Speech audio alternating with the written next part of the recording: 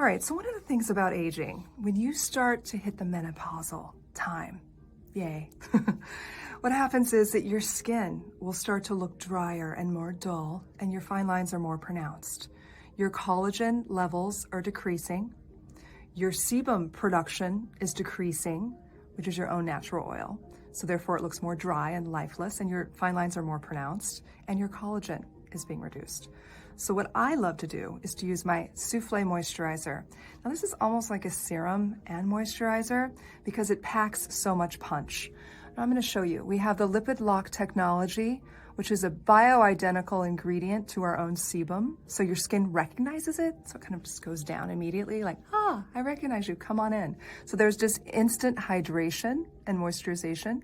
And then we have the goat milk, which is our own natural pH. So it helps to balance our pH. And we also have vitamin C, which is known to be a lovely hero in fighting aging and stimulating collagen. I love to put it on my neck too, by the way. So even midday, I'll put it on just to get this instant, just quenching, melts into my skin of moisture.